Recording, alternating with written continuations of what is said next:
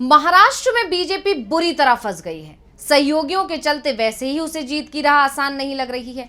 ऐसे में अब अगर ठाकरे परिवार भी एक साथ आ गया तब तो बीजेपी के उम्मीदवारों की कहीं जमानत ही जब्त ना हो जाए।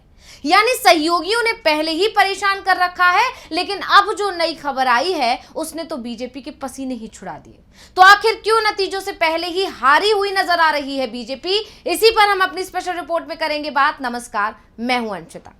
अब ये बात तो किसी से छिपी नहीं है कि महाराष्ट्र की राजनीति में बीजेपी बिना शिव सैनिकों के बेहद कमजोर दिखाई देती है, और इसी के चलते जब उद्धव ठाकरे एनडीए से अलग हुए तो बीजेपी ने एकनाथ शिंदे को साथ कर शिवसेना में ही फूट डलवा दी। लेकिन शिंदे के साथ कितने शिव सैनिक हैं, ये लोकसभा चुनाव में ही दिख गया था, जब बीजेपी बिल्कुल पिछड़ गई और पूरे एनडीए की स्थिति बहुत ही खराब नजर आई लोकसभा चुनाव के नतीजों में। और वहीं दूसरी तरफ एनडीए का प्रदर्शन बहुत अच्छा रहा। तो इसके पीछे की वजह सबसे ज्यादा जो मानी जा रही थी वो यही थी कि बीजेपी ने जिस तरह से उद्धव ठाकरे को धोखा दिया, जिस तरह से शिंदे ने उद्धव ठाकरे को धोखा दिया, उससे जनता बेहद नाराज थी। और इसीलिए जनता को जैसे ही मौका मिला उसने अपनी नाराजगी जाहिर कर दी। और तब तो बात लोकसभा चुनाव की थी और अब है विधानसभा चुनाव। तो ऐसे में जनता इस बार तो पता नहीं क्या ही कर जाएगी। इस तरह की कयास अभी से लगने लगे हैं और चुनाव की तारीखों के ऐलान होने से पहले ही इस बात का अंदाजा बीजेपी को हो गया था कि इस बार उसकी स्थिति बहुत ज्यादा कमजोर रहने वाली है। और शायद यही एक वजह भी थी जिसकी वजह से बीजेपी ने चुनाव की तारीखों को टलवाया था, जबकि ये माना जा रहा था कि हरियाणा और जम्मू कश्मीर के साथ ही महाराष्ट्र के चुनाव हो जाएंगे। झारखंड में तो अभी चुनाव होने ही नहीं थे, उसमें जो कार्यकाल है वो तो जनवरी तक चलने वाला है।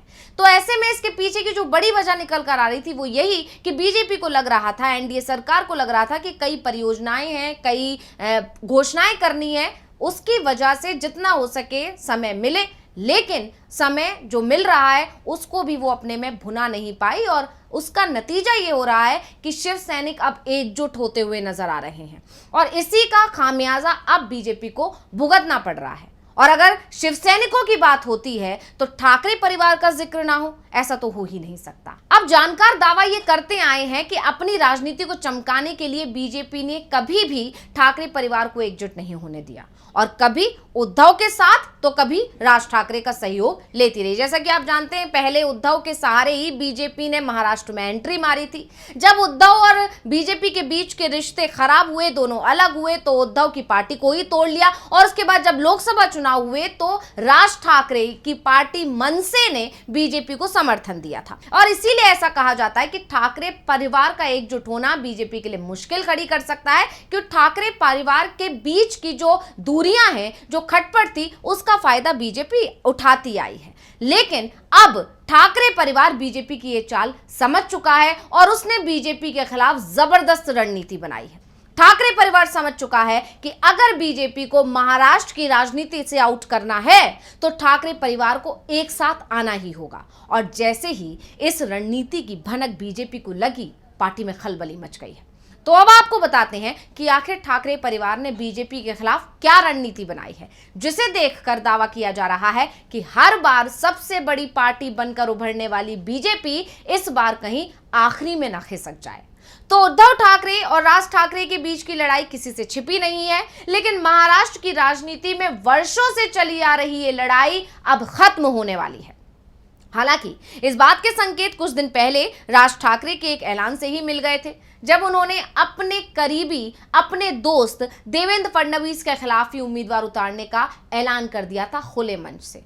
और इसके बाद अब एक कदम आगे बढ़कर उद्धव ठाकरे ने भी ऐलान कर दिया है, जिसे देखकर माना जा रहा है कि बीजेपी को खदेड़ने के लिए उद्धव ठाकरे ने राज ठाकरे के साथ अपने संबंध सुधारने की पहल कर दी है।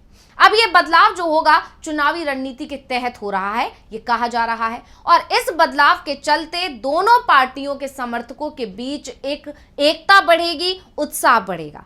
इस पहल से पार्टी कार्यकर्ताओं में एक नई ऊर्जा भी देखने को मिल रही है। उद्धव ठाकरे का मानना है कि एकजुटता से चुनाव में बेहतर परिणाम मिल सकते हैं। राज ठाकरे भी इस विचार के प्रति सकारात्मक हैं, यानी जो उद्धव मान रहे हैं वही राज ठाकरे भी मान रहे हैं कि बीजेपी को बाहर करना है तो साथ में आना जरूरी है। मतलब महाराष्ट्र की जनता के लिए अच्छा अगर कुछ करना है तो बीजेपी को यहां से आउट करना पड़ेगा, ऐसा राज ठाकरे का भी मानना है, उद्धव ठाकरे का भी मानना है। और इसी वजह से ऐसा माना जा रहा है कि यह विधानसभा चुनाव वर्षों से चली आ रही उस लड़ाई को शायद खत्म करवा देगा और इसे महाराष्ट्र की राजनीति में एक नई दिशा देने का मौका मिलेगा। तो पार्टी के अंदरूनी सूत्रों के मुताबिक दोनों नेता जल्दी ही अब एक मुलाकात कर सकते हैं। ये मुलाकात किसी बड़ी राजनीतिक घोषणा का हिस्सा भी बन सकती है। साथ ही इससे उनके बीच की जो कड़वाहट है वो भी खत्म करने में मदद मिलेगी।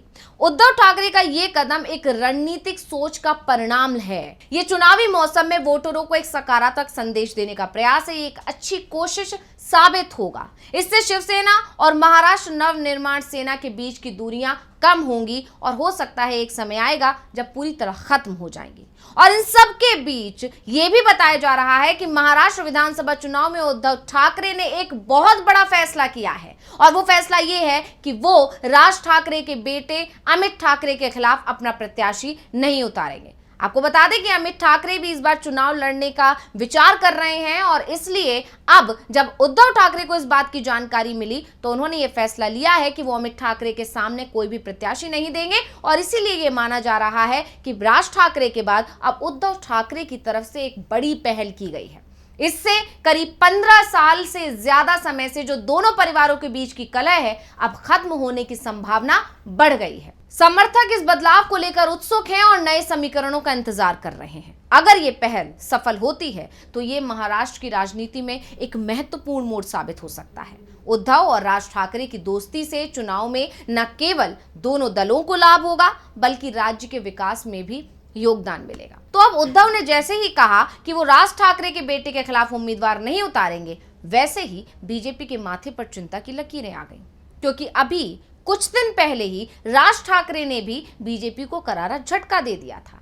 दरअसल महाराष्ट्र नवनिर्माण सेना के प्रमुख राज ठाकरे ने देवेंद्र फडणवीस के खिलाफ उम्मीदवार उतारने की तैयारी कर ली है, जबकि देवेंद्र फडणवीस महाराष्ट्र में चुनाव का नेतृत्व कर रहे हैं। महाविकास अघाड़ी बीजेपी के खिलाफ एकजुट है। हालांकि अघाड़ी में किस पार्टी के उम्मीदवार कहां से उतरेंगे ये अभी साफ नहीं है और देवेंद्र फडणवीस की सीट से किसे उतारा जाएगा ये भी अभी साफ नहीं है, लेकिन चर्चा है कि ये सीट एनसीपी को दी जा सकती है और पूर्व गृह मंत्री अनिल देशमुख इसमें आगे हैं। और अगर ऐसा हुआ तो इस सीट पर वर्तमान गृह मंत्री और पूर्व गृह मंत्री के बीच मुकाबला होगा। अब महाविकास अघाड़ी की तैयारियों ने बीजेपी की नींद उड़ा ही रखी है। इसी बीच जैसे ही खबर आई कि राज ठाकरे की एमएनएस ने भी उनको हराने की रणनीति बनाई है तो अब ये बीजेपी और खासकर देवेंद्र फडणवीस के लिए ज्यादा बड़ा झटका माना जा रहा है। और अब अगर उद्धव ठाकरे और राज ठाकरे एक साथ आ जाते हैं तो हो सकता है कि देवेंद्र फडणवीस की सीट पर 3 अलग अलग दल नहीं बल्कि राज ठाकरे उद्धव ठाकरे के साथ मिलकर किसी मजबूत उम्मीदवार को उतारें या फिर उद्धव ठाकरे जो उम्मीदवार उतारेंगे राज ठाकरे उसको समर्थन कर दें। अब देवेंद्र फडणवीस के लिए किसी बड़े झटके से कम इसलिए नहीं है क्योंकि दोनों ही के बीच यानी राज ठाकरे और फडणवीस के बीच गहरी दोस्ती मानी जाती है। लेकिन राज ठाकरे ने पिछले दिनों विदर्भ में कहा था कि उनकी पार्टी इस बार विधानसभा चुनाव में 230 से 240 उम्मीदवार उतारेगी।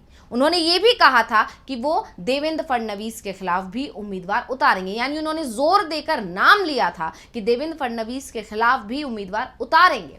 अब मनसे की ओर से तुषार गिरे का नाम सामने आ रहा है। राज ठाकरे का दावा है कि तुषार यहां से जीत सकते हैं। अब उनके इस ऐलान के बाद जानकार दावा कर रहे हैं कि महाराष्ट्र की जनता के लिए ठाकरे परिवार एकजुट हो रहा है और बीजेपी का सफाया करने की रणनीति बना रहा है। वहीं इसकी दूसरी वजह यह भी हो सकती है कि बीजेपी के दोस्त अब डरे हुए हैं। वो समझ रहे हैं कि बीजेपी से नजदीकी भारी पड़ सकती है, यानी इस साल बीजेपी को सिर्फ महाविकास अघाड़ी से ही नहीं देवेंद्र फडणवीस के दोस्त राज ठाकरे की एमएनएस से भी चुनौती मिलने वाली है। और अगर ये दोनों एक साथ आ गए तो फिर तो भूचाल आ जाएगा। और बीजेपी के लिए ये डरने की बात भी है क्योंकि अगर ठाकरे परिवार एकजुट हो गया तो महाराष्ट्र में आत्मनिर्भर बनने का सपना देख रही बीजेपी कहीं महाराष्ट्र की राजनीति से ही बाहर ना हो जाए। तो इस रिपोर्ट को लेकर आपका क्या कहना है हमें कमेंट करके अपनी राय जरूर दीजिएगा। इसी के साथ मुझे दीजिए इजाजत। देखते रहिए डीवी लाइव। नमस्कार।